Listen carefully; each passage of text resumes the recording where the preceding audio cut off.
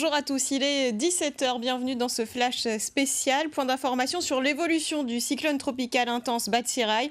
Réunion la première est mobilisée 24 heures sur 24. Nous sommes toujours en alerte rouge. Le préfet Jacques Billan fera un nouveau point de situation à 18h et vous le voyez, Batsirai est passé au plus près de notre île à environ 200 km en début d'après-midi. Et ce qui est remarquable, c'est que le phénomène avance très lentement, 6 à 7 km/h, ce qui signifie que ce mauvais temps va perdurer. On fera le point complet dans quelques instants. Vous voyez ces images, rivières qui débordent, arbres couchés dans quasiment toutes les régions de l'île, peut-être à l'exception de l'ouest. C'est désormais ce qu'on appelle la queue du cyclone qui va nous concerner. Nouveau point des autorités, je vous le disais, à 18h. Et on rejoint tout de suite Jean-Marc Collienne à la préfecture. Jean-Marc, bonjour. Que va annoncer le préfet dans une heure ?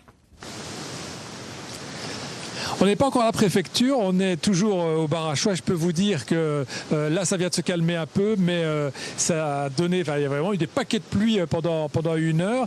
Signe peut-être qu'effectivement, vous évoquiez la queue du cyclone. On sait que quand on est dans la queue du cyclone, eh bien, c'est à ce moment-là qu'il y a les plus fortes de pluie. Donc peut-être le cyclone s'est-il enfin décidé à reprendre sa route et à s'éloigner de l'île. On aura ce premier point, effectivement. C'est là-dessus qu'on attendra d'abord le préfet dans une heure, savoir si le cyclone a repris sa trajectoire à midi. C'était un peu l'élément étonnant d'apprendre que, et Météo France nous disait d'ailleurs que c'était tout à fait inhabituel, que le cyclone était quasiment à l'arrêt à 200 km de La Réunion. Au-delà de ça, bien sûr, on attend les annonces du préfet. Sur l'école, pas vraiment. On sait qu'il a dit déjà qu'il n'y aurait pas école demain. L'école reprendra lundi. La route du littoral non plus, elle reste fermée et devrait, le meilleur des scénarios, vendredi soir, plutôt samedi matin. Mais on attend peut-être des décisions sur l'alerte rouge. Alors je peux vous dire, en discutant avec le préfet tout à l'heure, il nous disait de toute façon, si on lève l'alerte rouge ce soir, ça ne va pas changer grand-chose, puisque vous savez, on est de toute façon en couvre-feu à 21h, couvre-feu Covid. Donc à moins d'une amélioration vraiment nette dans les prochaines heures, on s'oriente plutôt vers un couvre-feu qui serait maintenu jusque demain matin. Christelle. Merci beaucoup Jean-Marc. Vous étiez devant la caméra d'Alix, Catherine et Filet, vous remettre à l'abri. La pluie qui s'accentue donc par endroits. Nous sommes, je vous le disais, mobilisés. Réunion la première et tout de suite on rejoint Henri-Claude Elma à Deux-Rives, à Sainte-Suzanne. Henri-Claude, on dirait le vent il souffle fort là. Ah bonsoir, bonjour Christelle. Enfin, je ne connais pas s'il faut dire bonsoir parce que ça avec le mauvais temps, alors un petit peu plus noir. Oui, nous l'est dans les hauts de Sainte-Suzanne, Deux-Rives. Le vent il donne paquet avec ce parasol là. Moi, à Puy-Cité, là, il fait un parachute et moi ici, il vole en l'air. Mais en tout cas, la pluie tombe, la pluie ça va, il vient et Météo France avait bien dit, elle dit en fin d'après-midi, le temps même si c'était amélioré un petit peu, n'aurait arrangé un peu et n'aurait continué à tomber, un peu d'azote ici, il tombe tout de bon et l'air que le temps était un petit peu moins mauvais, là c'est mon écouteur, elle a tombé, mais j'espère qu'il entend en haut encore bien et en fait l'air que le temps était un petit peu moins mauvais, de monde l'a en profité aujourd'hui pour sortir et bon gendarme l'a dit à nous comme ça, Zola arrête. Zola arrête un de moun dans le chemin et quand tu demandes azote quoi exote il fait dehors et elle a dit la plupart des réponses azote moi non mon mémé il est bien malade ou bien sinon ça il s'est allé sur le côté de tantôt et bon gendarme en riant et dit à nous comme ça bon parce que là rit un petit peu quand même elle a dit on dirait ce mémé là n'en a bon peu des enfants et ou alors le bon petit enfant n'en a le même mémé et plus sérieusement Christelle n'en a un peu plus l'auto qui circule qui respecte pas l'alerte rouge et en parmi n'en a un a fait un accident c'est la ravine des Chèvres dans l'après-midi, voilà, comme il disait le vent est fort et qu'il recommence bien, voilà, comme ça, là, il est plus gaillard. Et là-bas, la ravine des Chèvres, là, il y a eu un accident et il avait 3 mounes dedans, 3 mounes, et d'après les secours, elle était fin de boire un coup. Bon courage Henri-Claude, effectivement, soyez prudents et en vol pas haut surtout, allez Zot de Laurent, allez mettre Azot à l'abri aussi. Le vent, la pluie, les conditions météo sont très perturbées avec des rafales de 100 à 120 km/h, voire 130 sur le littoral et entre 120 et 150 dans les hauts et dans le sud aussi ça a soufflé. Mais la commune de Saint-Philippe a été globalement moins impactée que lors des précédents épisodes cycloniques. Loïs Mussard est sur place. À Saint-Philippe, le vent a redoublé d'intensité en fin d'après-midi, entraînant de fortes houles depuis le Cap Méchant jusqu'au Tremblay, en passant ici par le Puy des Anglais où nous nous trouvons. De la pluie, il y en a eu également avec la plupart des ravines en crue, mais aucune d'elles n'est sortie de son lit. Pour l'instant, tout est sous contrôle. Le PC Orsec reste activé, mais aucun des centres d'hébergement n'accueille pour l'instant de sinistrés sur la commune de Saint-Philippe. Loïs Mussard devant la caméra d'Olivier Murat.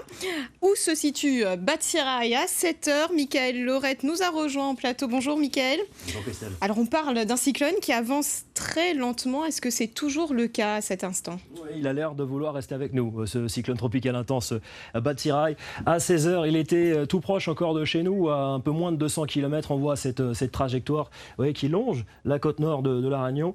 La tendance, c'est un déplacement assez lent. Alors pourquoi il s'est lentement déplacé ces dernières heures? Parce qu'a priori, il a reconstruit son œil, ce qu'on appelle le mur de l'œil. On va le voir sur cette image avec un œil qui a tendance à s'agrandir là au nord de la Réunion. Sur cette animation satellite, on voit cet œil donc, qui grossit en diamètre. Le mur de l'œil se reconstruit. Tout ça met du temps et il a fait une petite pause sur le nord de l'île de la Réunion pour ce faire. Alors, regardez aussi cette image radar pour voir que cet œil s'est bien agrandi avec la zone de vent fort aussi qui s'est étendue. Ça veut dire que si il s'était approché à une 60aine de kilomètres plus près, la Réunion serait concernée par des vents plus virulents. Mais les vents sont déjà quasi cycloniques, on l'a vu ces dernières heures. Ça va continuer cette nuit, mais ça va baisser au fur et à mesure de l'éloignement de Batsirai parce que Batsirai devrait enfin s'éloigner.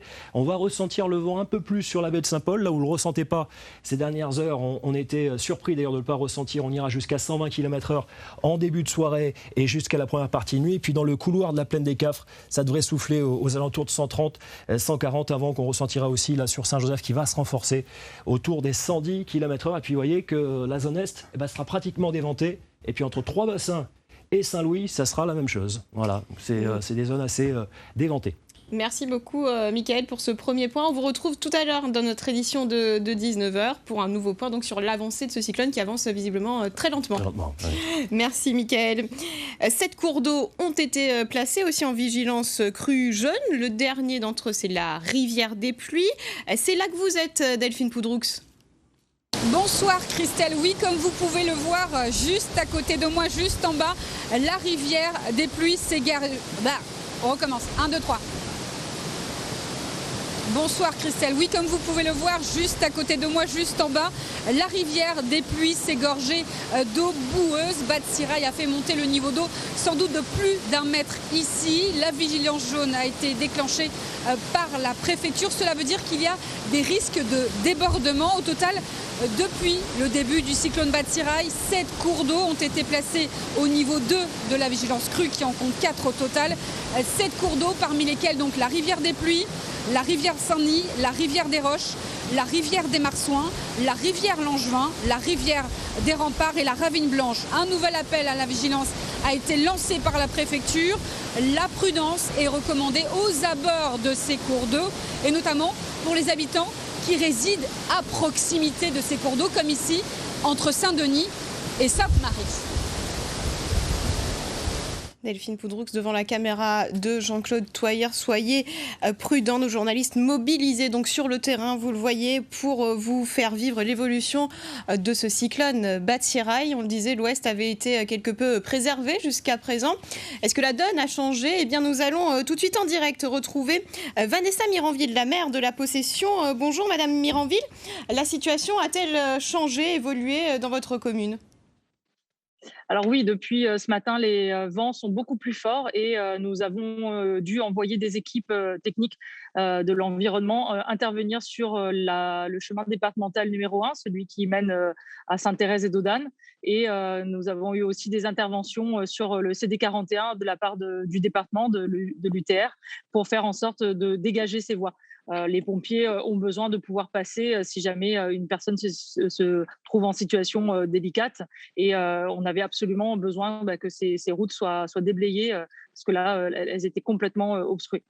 Houle aussi commence à être visible?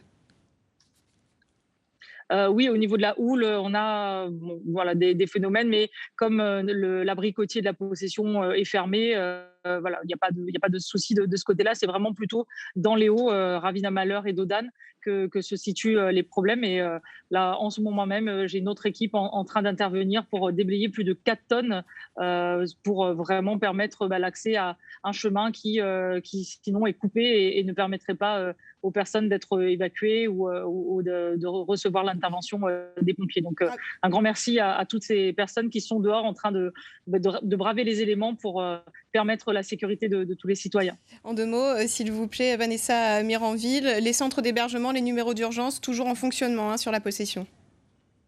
Oui, exactement, toujours en fonctionnement, 22 20 02, 02 62 22 20 02, le standard de la mairie.